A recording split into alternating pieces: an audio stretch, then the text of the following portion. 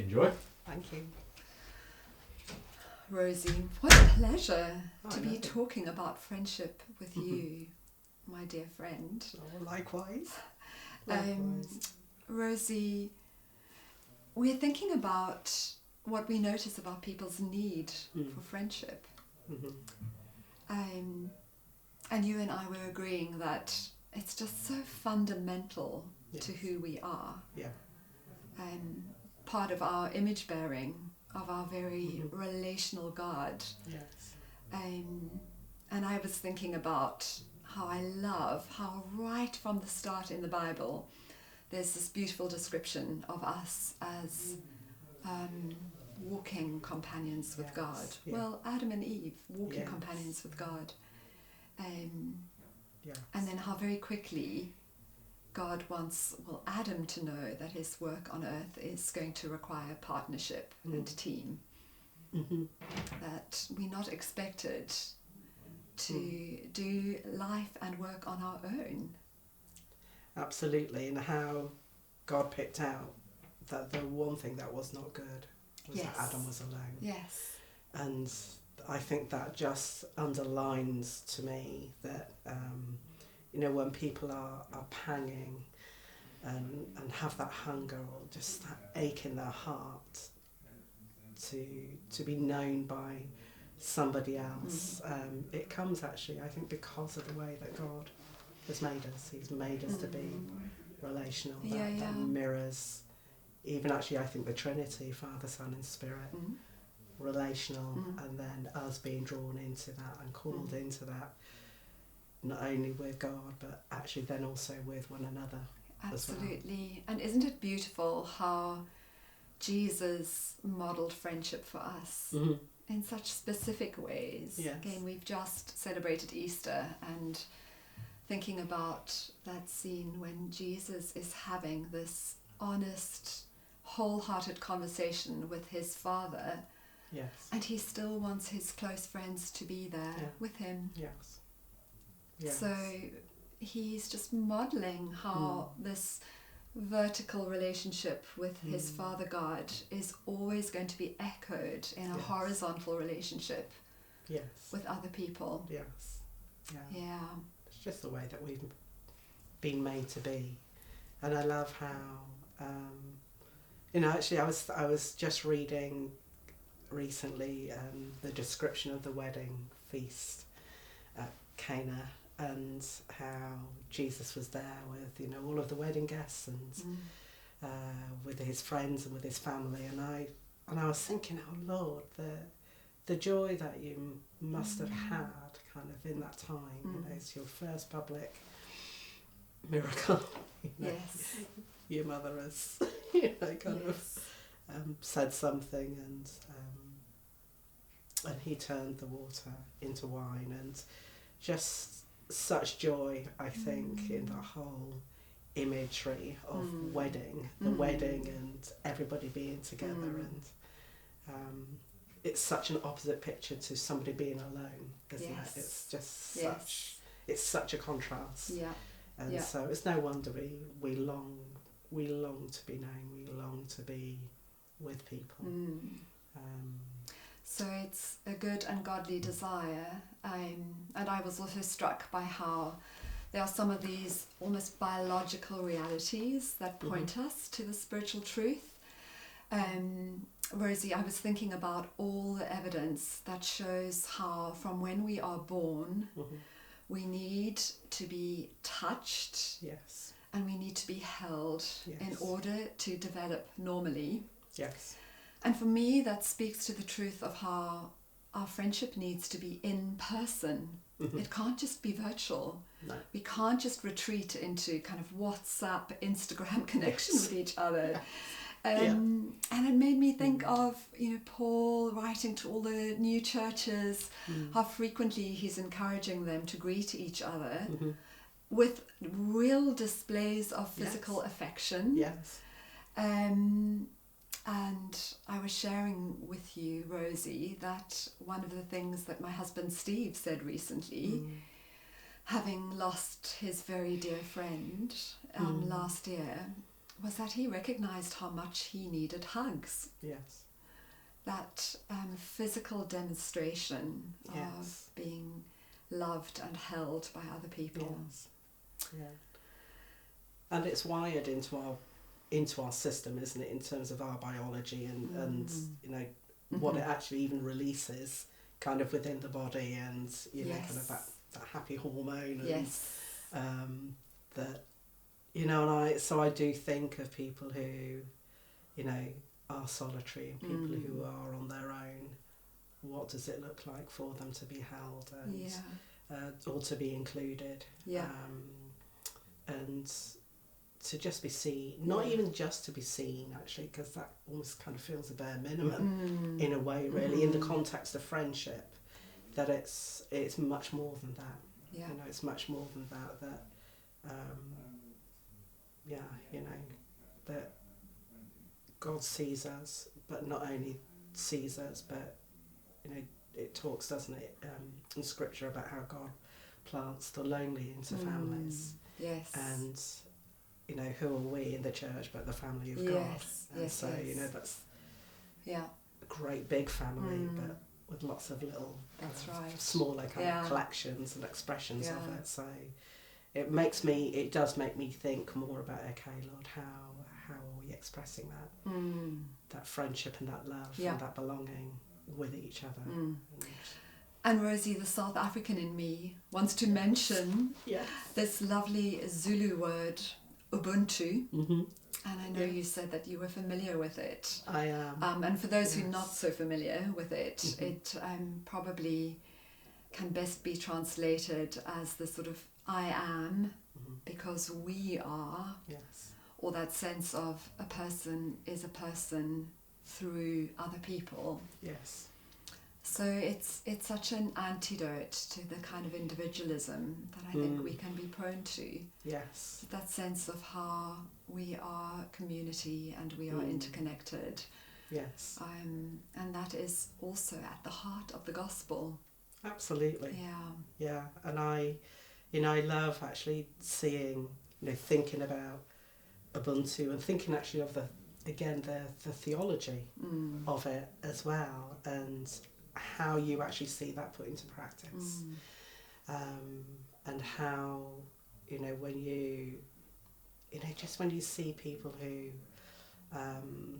they feel less isolated because they know, actually, no, I belong within this group of people, and you know, and thinking about belonging, you know, do I actually have to change myself to be part of that, or do you actually just accept me as I am, and that knowing that actually, no, you accept me as I am, and we're all on that journey of, you know, God moulding us and shaping us and forming us to become more like Jesus day by day, and we're so thankful for that. But it's that knowing that, but you accept me just as I am in my reality, you know, whether it's warts and all, and yet we're calling out the gold within each other as well. It's that it almost feels like we have that happening kind of in both ways. So Rosie, you're really pointing to something that I think is worth talking about, and that is that people do often have some quiet struggles in terms of friendship. And maybe it is that we are very reluctant for our warts to be seen. So I'm so aware of that I think people can be engaged in this quiet battle. Do I stay safe with all my warts, but then I'm really lonely? Or do I take the risk of connection with other people, where some of this might be seen? So I suppose essentially that people think, if you really knew who I was, would you want to know me? And I think it can show up particularly, and I'm sad about this, but in church community. Yes. that there can still be a bit of a narrative of how it's not okay to be struggling, and it's not okay to have sinful behaviours, and so I think people can be tempted to want to hide away. I think so, and I mean, one of the things that I know is, when I'm praying and just really enjoying that abiding time with God, and and I just laugh with him, because I think, Lord, you know me, you know me inside and out. Yeah. So, I am known, but I also know that, Lord, you put me in relationship with people, and if I can be brave and just even pick one person to just be a bit more real with, and open with. Yes. It's amazing actually what can happen, and I know, kind of where I've been in places where either I kind of opened up, or I've heard about others, kind of family members where they have opened up, and all of a sudden it feels like it's given permission in the room for everybody else, because it's like, oh right, we're doing this, are we? Yes. Right, now we are going to share,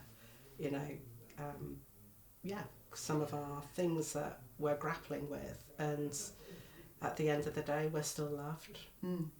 So that's such an important thing, is to be willing to be vulnerable. Yes. Again, I think that's a struggle, that we can be reluctant to connect with our own vulnerable need of each other. It's quite often that I hear people apologising for their vulnerability, or saying, I'm so sorry that I got so upset, or maybe I overshared, and I'm thinking, I'm so grateful that you did. It's such a privilege that you entrusted me with your vulnerability, and it's telling me that I can do the same with you. You've created a space in which we can do this, and it feels like quite a sacred space. So I'm so glad that you said that, because there's this phrase, actually, and I can't remember which theologian said it, but somebody introduced this phrase of priestly listening, that there is something really sacred about that. And, I think even of Jesus, actually, when he went to pray, and he wrestled in prayer in the Garden of Gethsemane, and he had his, 40 days of prayer and fasting kind of in the desert.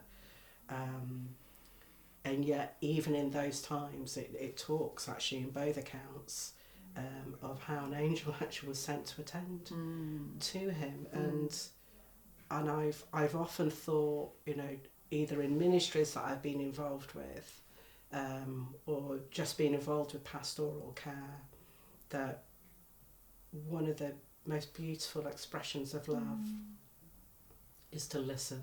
Yes. To somebody.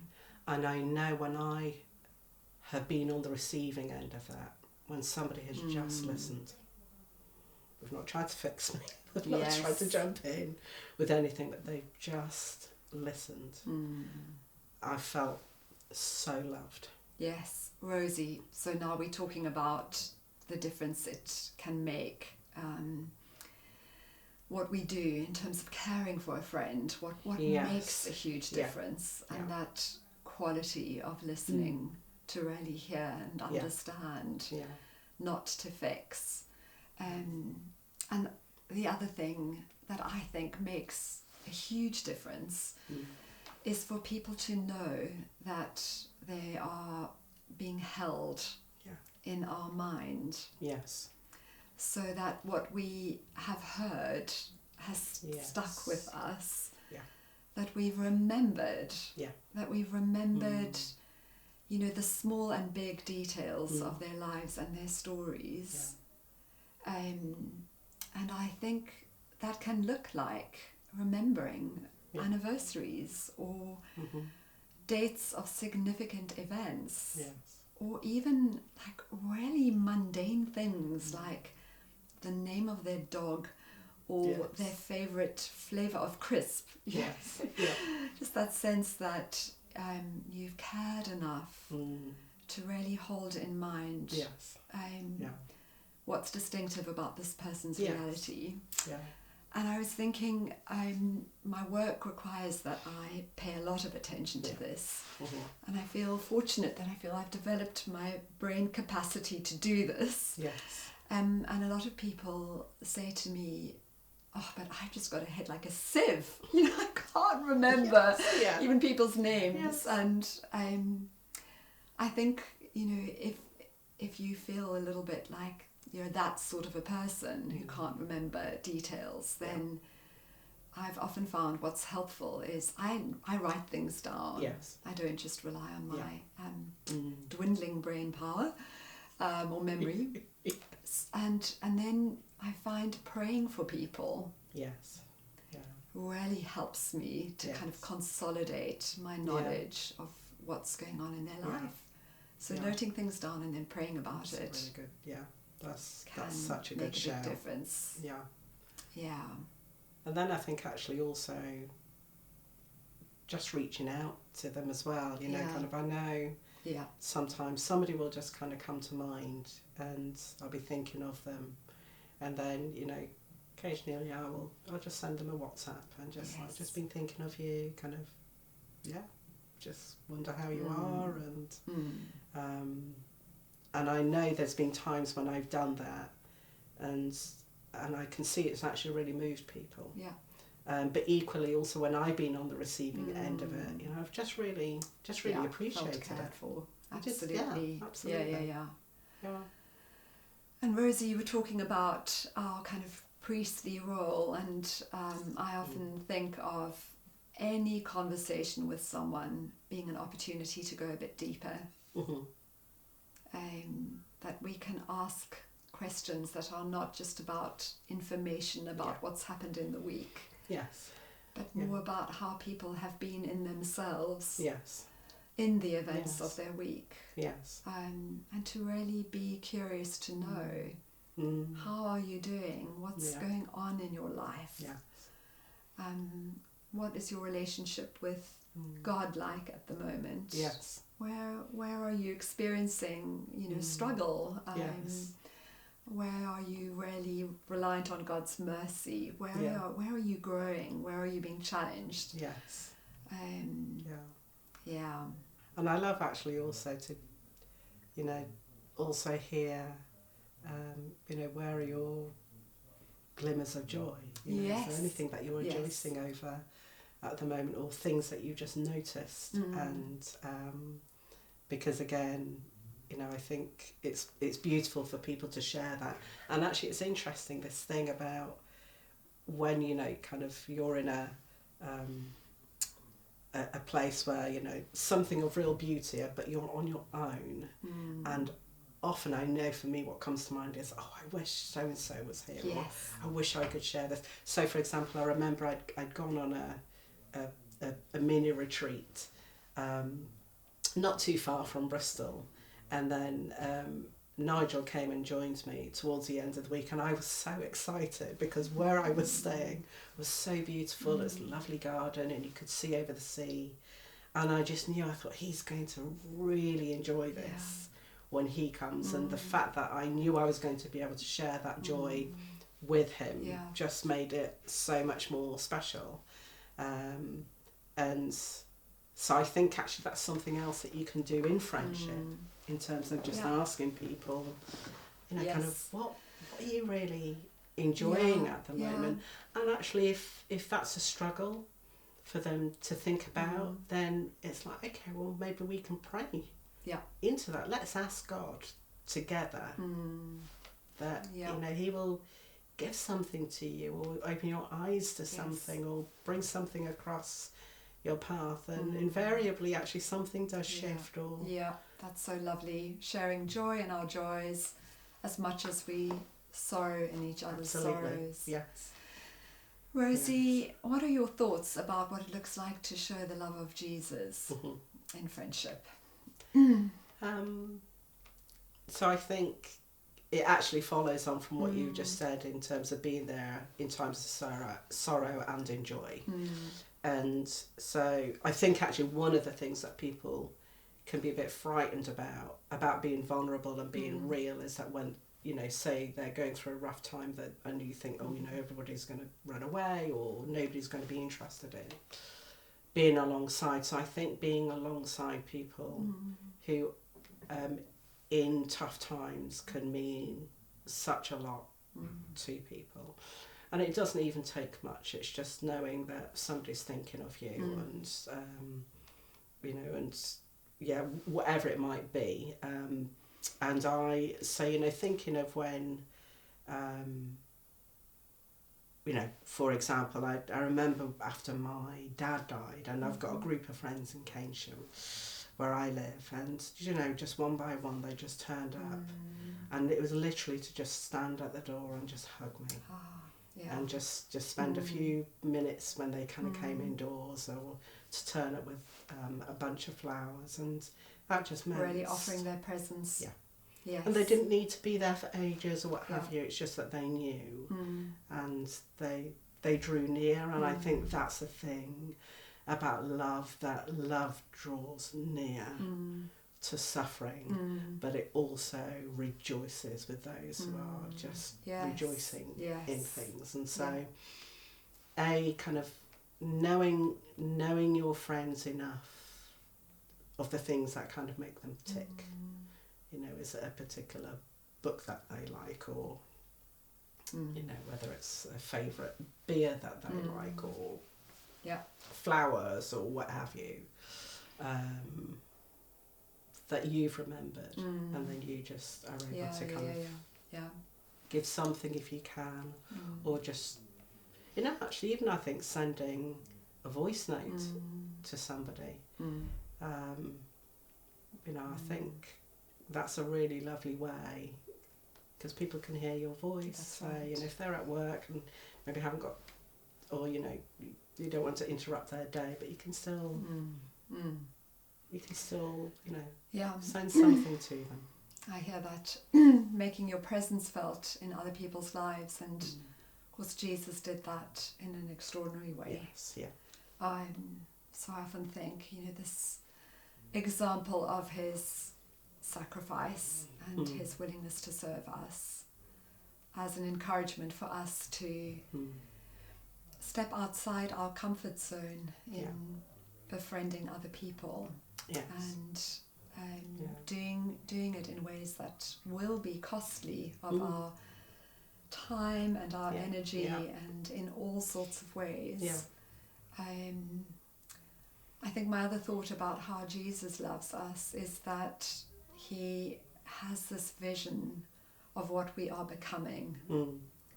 So he doesn't just see us as we are, and that we can look at people through that lens. Yes.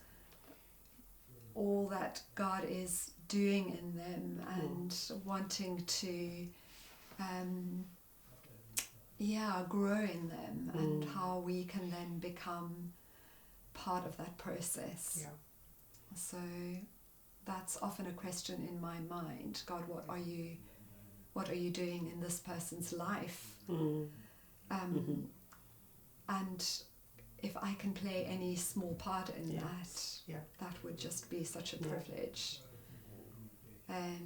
It's almost a little bit like gardening in a way, isn't it? Yes. That you're looking for those shoots of growth, and even when it might look like a winter tree, you recognizing that there's a season of growth ahead. There is, yes. That there's still the capacity for fruitfulness. Absolutely.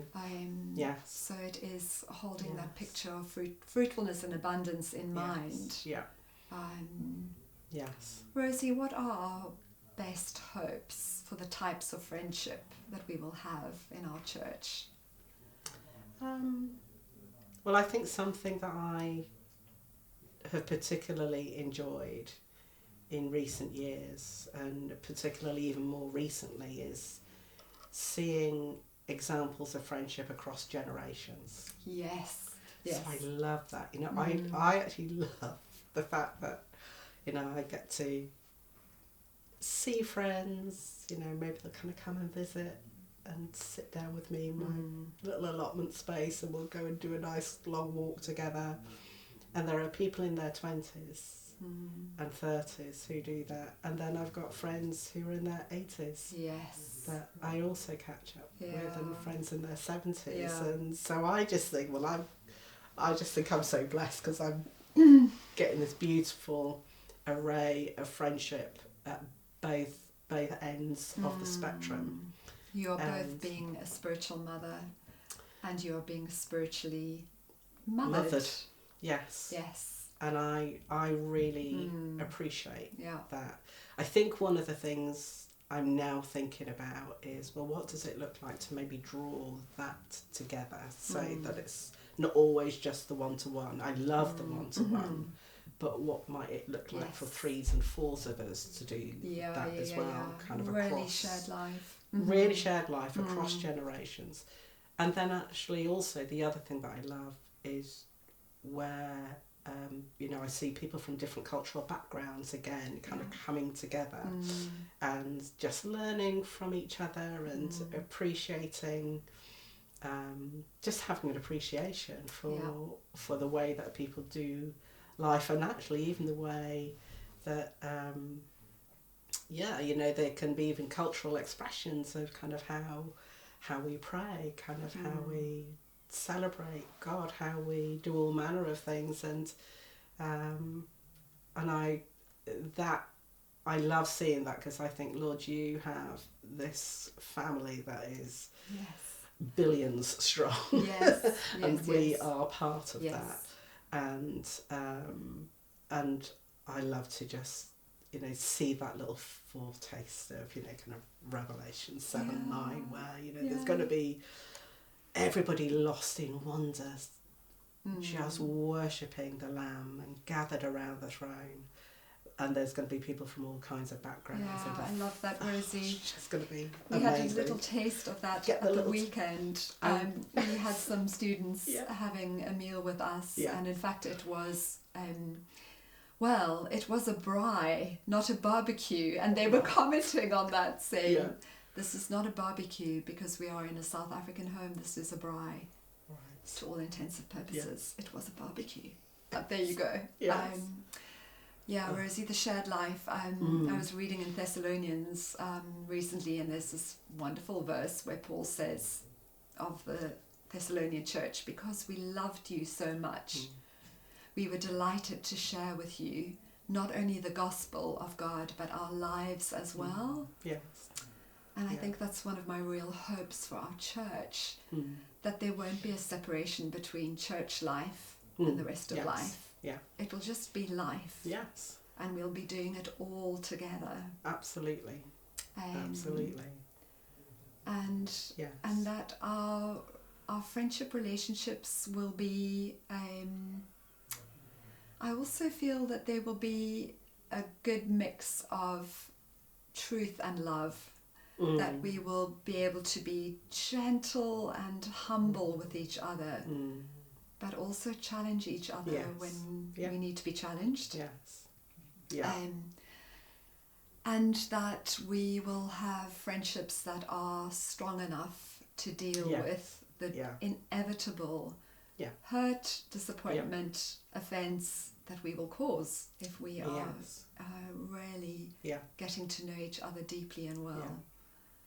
So, and I think where people know that they are loved in that, that makes it so much easier to receive or to give that. Yes. Because it's not kind of coming from I want to be a real critique or what have you.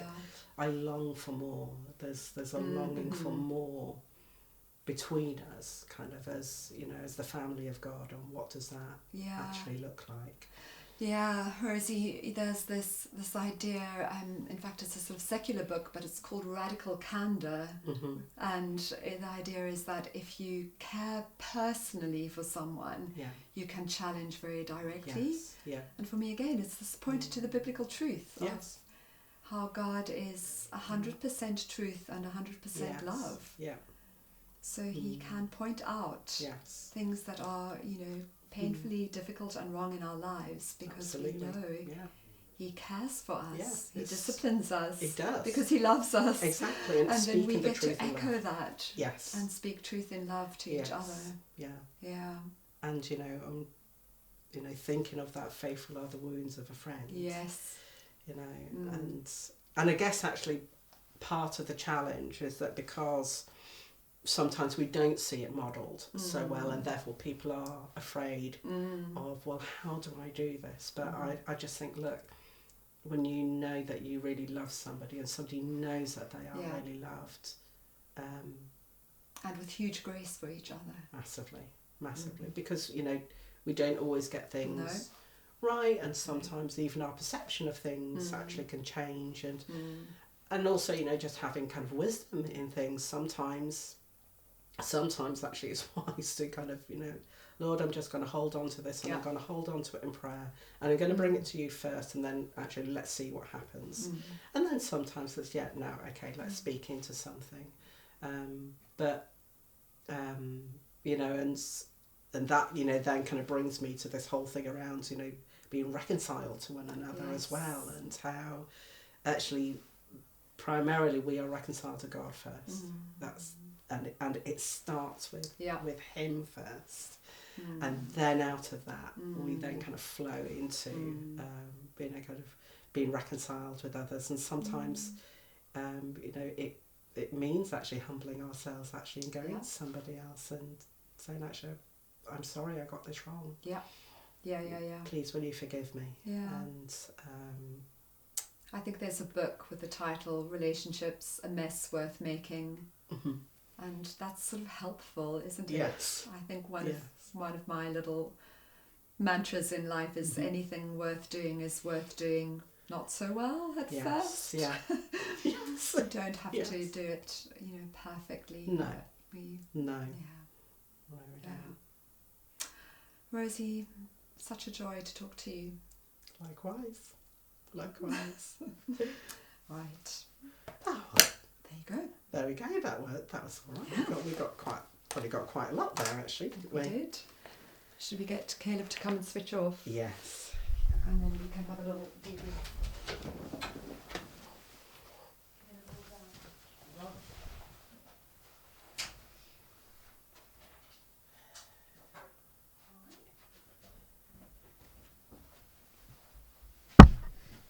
How was it?